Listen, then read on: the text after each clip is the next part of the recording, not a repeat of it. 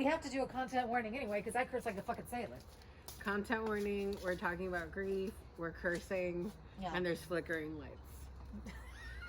Welcome. My name is Priscilla Rubio, and this is our first official episode of Music Saves My Life. Yay. And I am joined by Maryelen Hereftis. And I'm very happy to be with one of my dearest people in my life. oh, likewise. Thank you. You came up to me one day and was like, "We're gonna start a podcast." Yeah, that was me. And it's gonna be called this. And this is what we're doing. But let me tell you why. So here we are. But let me tell you why. It's like a hashtag that I started in like 2010, 2012, somewhere back there, like on Twitter. And then I've just like kept using it. And so for me, it's interesting because since I've used it in different social media platforms, I can do a search and see, it's kind of like a diary. The progression, that's awesome. Of how I felt and where I was and different places that I've been.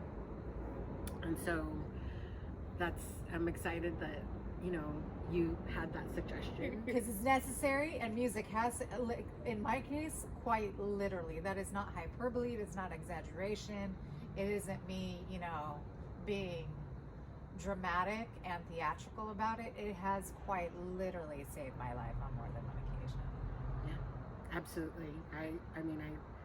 I definitely said it when I said it for the first time. It was,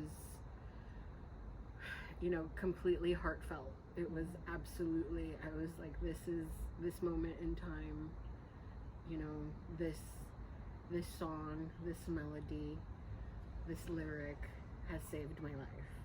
It's given me perspective, it's given me solace, it's brought me joy. It's done so many things, right? And so Although I would like to add that just because music has saved my life doesn't mean it hasn't been a fucker a time or two. Like, I'm like, really? Now you gotta play this song? Seriously? Oh. Honey. I feel like that's gonna be a whole episode. Oh my God. That needs to be a whole episode. There was one time specifically, we had just called the ambulance for my dad. It was the last time he went to the hospital right before he died. And they start playing, what's his name? Because right now, what is the song? It's like Eric Clapton or something. And he wrote a song about his dead child. But I know Here in Heaven or something. That was the song? That was the fucking song. Wow. I go upstairs to get dressed while we're waiting for the ambulance to come. I'm 13. I had just dealt with him down in, and we're calling and making sure he gets rushed to the hospital, and that's what they're what's on the radio. Eric Clapton, and I know. God damn it! What's the fucking? Why is the universe fucking with me? It's like right there. But yeah, so music has saved my life literally, but it's been a fucker a time or two as well. Years later, it's it's definitely. Where's the goddamn phone? I'm getting my phone. Hi, I'm getting my phone. It's that's kind of profound. It hit me. I was like, oh, it was like a warning. I'm like, because you already know at the somatic level, at the energetic level, that shit's going real bad and it's gonna be fucking bad. Like, brace yourself, here we go. And then that was the message across the airwaves to me. I was like, y'all are assholes. I don't need this shit right now. They were like, maybe that was them being gentle. No. A little sense of humor? Perhaps? No? Not so much? And by ha, I mean crying myself to sleep at night. That's what I mean by humor. But yeah. We do gallows humor here, y'all. We do black dark we're just humor. going into it right in. We're going to go all over the spectrum. Do we ever do it otherwise? No, we don't. And that's why we're here, right? So I have notes, and one of the things that I wrote earlier today when I was thinking about our conversation this evening, so I wrote, when I say music saves my life, it's because to me, music is the air that I breathe. So to share the sounds that resonate inside of me, it's the most intimate and vulnerable I can possibly be. Yes. Right? Because I think that so many things are a form of communication. And what I love about art and what I love about, music is that you're communicating and it's on multiple levels, right? With sound, you're doing something vibrationally, lyrically, you're conveying something as well. We need to do the science of one day. Yeah. Energetic vibrational frequencies and lyrics and how it stimulates the neurology, all that. Oh my gosh, I would love to. Yeah, we need to do that. So yeah, Tears in Heaven by Eric Clapton. I was like, really, Tears in Heaven? I'm crying down here. What the fuck are you talking about? Tears in Heaven. You're like, tears on I'm earth. like, heaven. This ain't heaven. This is hell. What the hell are you talking about, Tears in Heaven? He was an ass. I was so pissed. So, full disclosure, Maryelen and I did record this once before. Yes. And, technology just had a different idea of what was going to happen. So we lost all of that dialogue, but it was a really great opportunity for us to just explore where we wanted to go. And we're going to just continue 2 hours of exploring where we wanted to go. So here we are, continuing this experiment, and let's see where it goes. And I had written down a few questions that I was curious about, because in general, these are questions that I've asked people because of my interest in music and sound, and these are things that I just want to know. Like, that's just, I'm curious about. So I'm going to jump in and start asking the question. And so the first one is, when did you fall in love with music? And or what's the first memory you have of music moving you?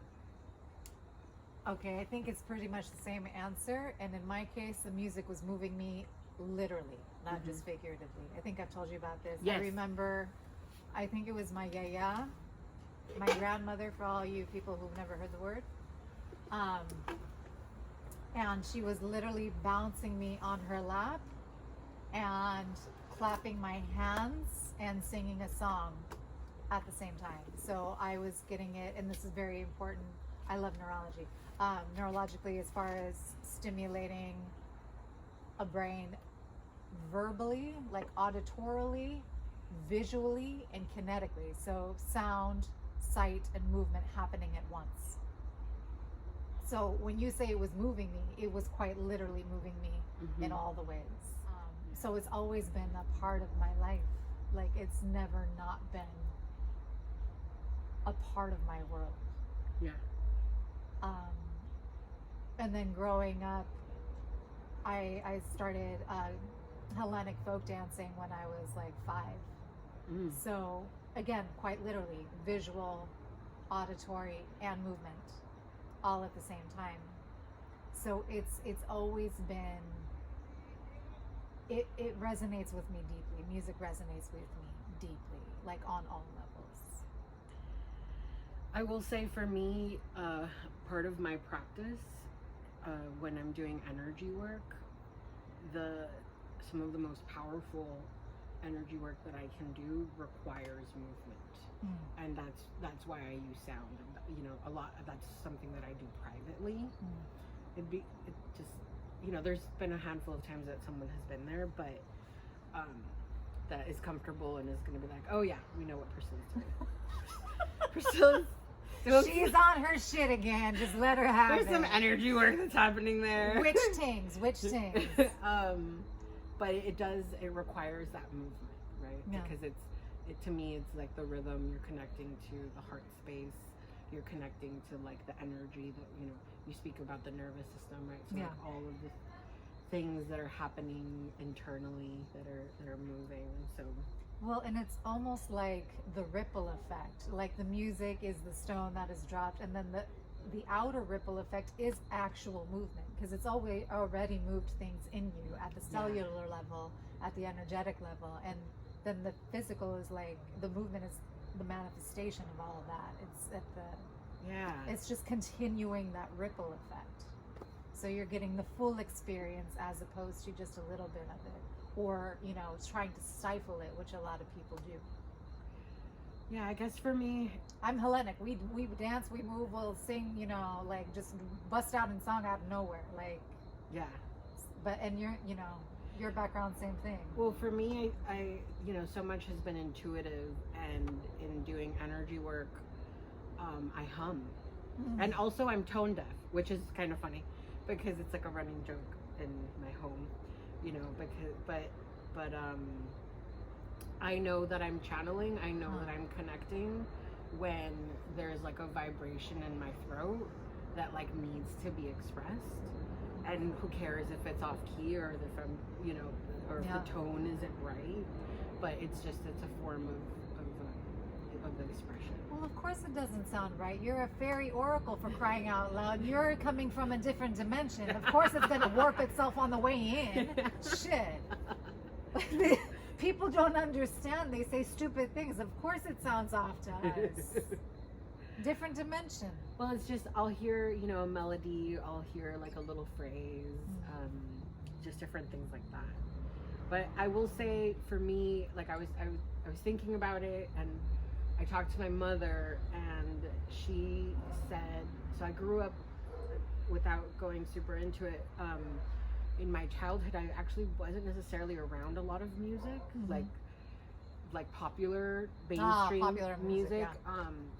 And so I listened to a lot of instrumental music and like religious music, like hymns and things like that, like Christian type hymns.